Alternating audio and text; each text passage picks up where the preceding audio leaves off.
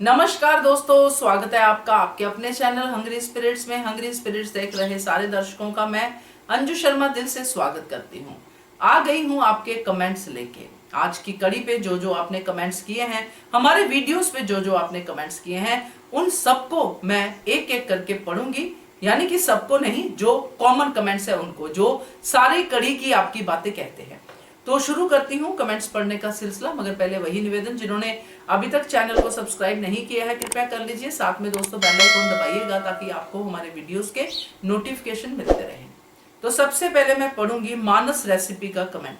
तो ये लिखते हैं, अंजू जी, देविका ने मालती देवी को बोला था कि आप अनुपमा की सास मत बनिए, माँ बनिए, नहीं तो अनुज की माँ नहीं बन पाएंगी। बिल्कुल सही बात है, मगर मालती देवी ये बातें याद कहाँ रखती है। मालती देवी तो अब एक अथॉरिटी के पीछे पड़ी है कि मेरा बेटा मेरा घर, यहाँ पे मेरी नहीं चलेगी तो कहाँ चलेगी। अनुपमा कौन है? अनुपमा मेरी सिर्फ बहू है जिसको मेरा कहाँ मानना पड़ेगा। तो वैसे वाले मोड में चल रही है जो कि बहुत खतरनाक है। तो देखते हैं क्या होता है, मगर देविका की बात मालती देवी को याद रखनी चाहिए थी। आपकी बात बिल्कुल सही है, thank you so much.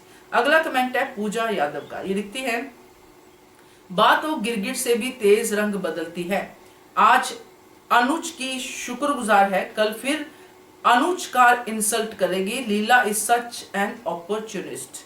Thank you so much Pooja ji आपके कमेंट के लिए। इस कमेंट पे मैं जरूर बात करना चाहूंगी क्योंकि आपका कमेंट मैंने शामिल किया है और ऐसे कई कमेंट हैं जो बा के अगेंस्ट है। क्योंकि आज जो वीडियो मैंने डाला था कि शुक्रगुजार दिल से हुई है बा, उसका कंटेंट कुछ डिफरेंट तरीके से था। वो ऐसा था कि एक ग्रेटिट्यूड वाली फीलिंग जब दिल से आती है ना, तब चीजें ठीक होना शुरू होती हैं। बा ने पहले भी कई बार शुक्रगुजार किया होगा अनुज का, मगर उसके बाद बा ने कुछ ऐसा किया कि हम सब उसको जो है बुरा समझने लगे कि बा ऐसी ही है। मगर आज जो बा के दिल से निकला है और आगे जो बा के साथ होगा, जो बा अनुज अनुपमा के घर पे जाएगी, तो ये सब इसी सीढ़ी पे चढ़ने वाली जो है क्या क्रिया है। आप समझिए कि जब हम किसी को दिल से थैंक यू बोलते हैं, दिल से किसी के लिए हमारे मन में ग्रेटिट्यूड आता है कि वाह इसने बहुत अच्छा किया। ये ऐसा नहीं होता कि पास्ट में इसने ऐसा किया तो अब कैसे बोल दिया। हम ह्यूमन हैं, हम लोग बदलते रहते हैं।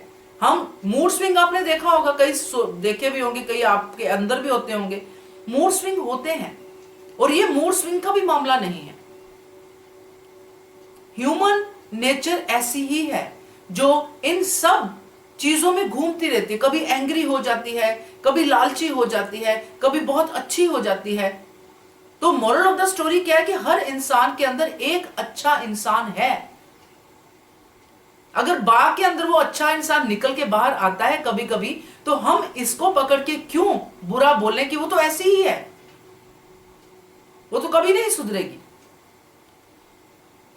क्योंकि बा भी मां है। अगर बा लालची होती, बा को अनुज से कोई खास मतलब होते, यानी कि बा जैसे कि बरखा है, जैसे पहले अंकुश था, अधिक है, पाखी है, जिनको अनुज के एम्पायर का लालच है, तो क्या बा अगर अनुज पे प्यार बरसाती, जैसा कि आज वो शुक्रगुजार हो रही है अनुज और अनुपमा की, अगर बा ऐसा कर दी तो बा तो बहुत सारे पैसे ऐंठ सकती थी अनुज से।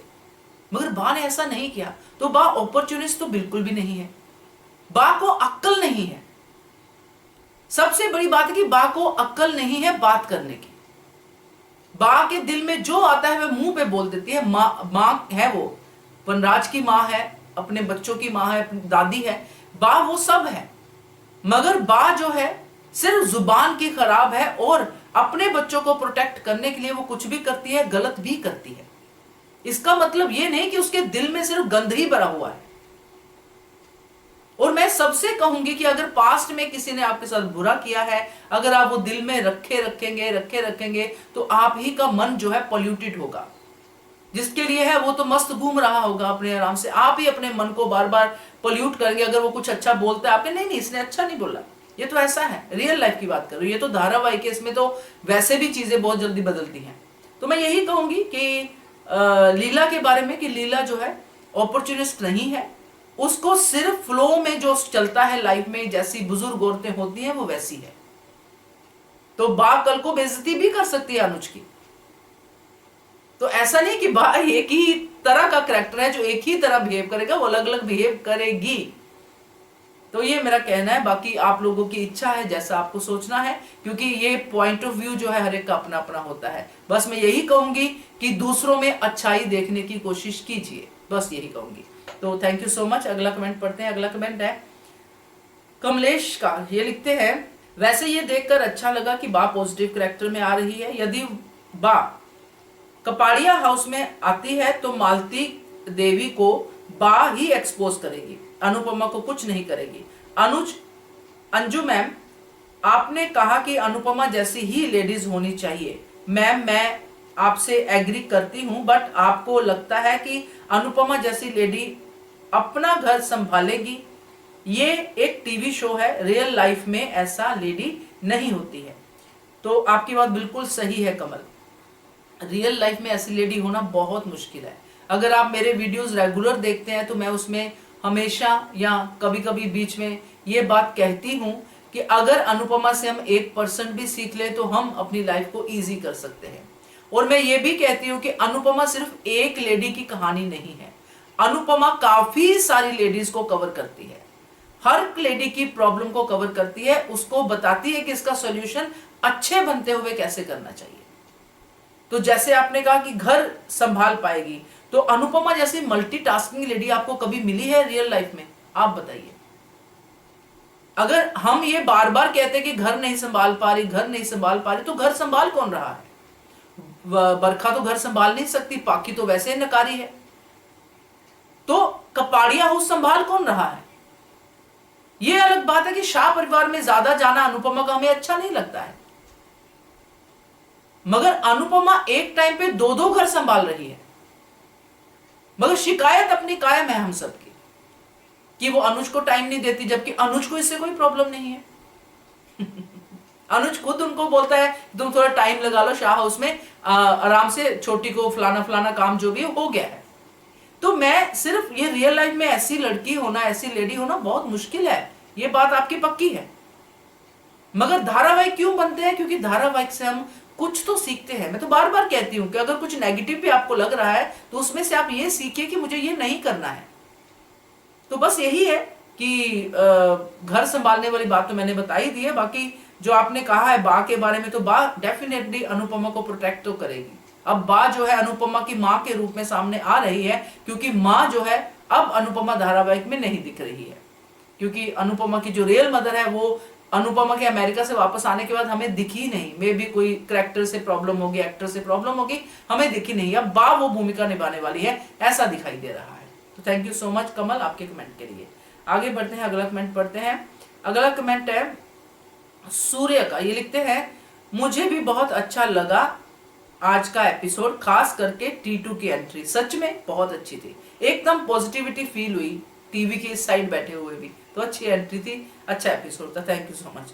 अगला कमेंट है संदीप्ति का। ये लिखती हैं, मुझे तो ये समझ में नहीं आ रहा कि अगर केंजल ने घर और फैमिली को छोड़ना ही था तो पहले जब तोशु ने उसे चीट किया था तब क्यों नहीं गई?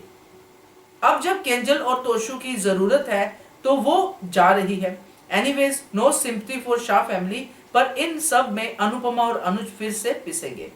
तो दैट इज ग्रेट कि आपने अपने दिल की बात कही है बहुत अच्छे से। मगर मुझे यही है कि अगर उस समय उसने नहीं छोड़ा, केंजल ने तोशु को या परिवार को, उसने परिवार के लिए ही परिवार को नहीं छोड़ा, क्योंकि केंजल प्यार करती है परिवार से और परिवार के साथ ही वो जीना चाहती है।